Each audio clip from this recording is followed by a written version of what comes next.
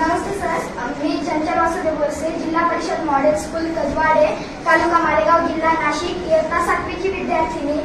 ज्ञान यात्री या उपक्रमाअंतर्गत आज आम्ही कजवाडे शाळेतील विद्यार्थी नाशिक येथे आलेलो आहोत. आम्हाला तुमच्या जीवनातील काही प्रसंग असतील ते आम्हाला जाणून घ्यायचे आहेत. तर मला तुमच्याशी मुलाखत घ्यायची, तुम्ही परवानगी देणार का? हो हो हो. धन्यवाद सर. सर, जिल्हा परिषदतून शिकून तुम्ही आज त्याच प्रशासनाचे प्रमुख आहात, त्याबद्दल तुम्ही त्या प्रवासाकडे कसे बघता? खूप छान बघतो. जिल्हा परिषदेत शिकल्यामुळे जो आपल्याला कॉन्फिडन्स येतो त्याचा फायदा आपल्याला पूर्ण आयुष्यात होतो. तसा मला अभ्यास करताना पण झाला.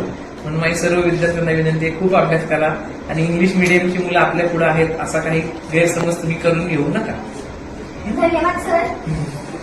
सर, शेतकरी कुटुंबातील आयस होण्यापर्यंतचा तुमचा जीवनातील काही प्रसंग, त्यातील तुमचा सर्वात कठीण क्षण कोणता? जेव्हा मी शाळेत होतो तेव्हा माझे गुरुजी खूप मारायचे मला. तो कठीण नाही. तर मग आपली शिस्त महत्वाची असते.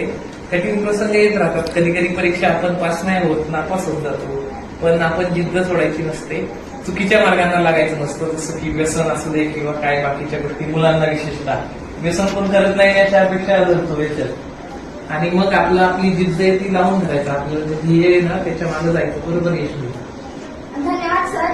सर, UPSCच्या परीक्षेसाठी ग्रामीण भागातील विद्यार्थ्यांची सुरुवात अभ्यासाची कशी करावी? पहिली तुम्ही 10वी व्यवस्थित करा. तुमचं जे ग्रॅज्युएशन आहे ते व्यवस्थित अभ्यासानं करा. इंग्लिश, सायन्स, मॅथमॅटिक्सवर पूर्ण फोकस करा. त्यानंतर ग्रॅज्युएशन नंतर ही परीक्षा द्यायची असते. आता सध्या तुम्ही जो आपला अभ्यास रेग्युलर आहे तोच व्यवस्थित करा. धन्यवाद सर.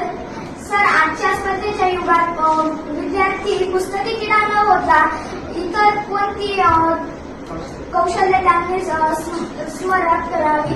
पुस्तके किडा न होता तुम्ही स्पोर्ट्समध्ये लक्ष दिलं पाहिजे. तुम्हाला ज्या ज्या गोष्टी आवडतात, तुमचे जे छंद आहेत, तुम्हाला चित्रकला आवडते, तुम्हाला डान्सिंग आवडतं, याच्यात पण भाग घेतला पाहिजे. आपल्या फिटनेसकडे लक्ष दिलं पाहिजे आणि अभ्यासाकडे पण तेवढंच लक्ष दिलं पाहिजे. धन्यवाद सर. सर, यशाचा असा कोणता एक मंत्र आहे जो आपण विद्यार्थ्यांना देऊ इच्छितो? यशाचा हाच मंत्र की आपली जिद्द आणि आपलं ध्येय कधीच सोडायचं नाही. काही जरी अडचणी आल्या तरी ध्येयापासून दूर नाही जायचं. यश आपोआप भेटतं. धन्यवाद सर. सर, तुम्ही एवढ्या व्यस्त जीवनशैलीतून आम्हाला वेळ दिला, आम्हाला खूप छान वाटलं. तुम्हाला भेटून आम्हाला खूप आनंद झाला. मी आमच्या पूर्ण शाळेकडून तुमचे खूप खूप आभार मानते. धन्यवाद सर. चला, खूप खूप शुभेच्छा.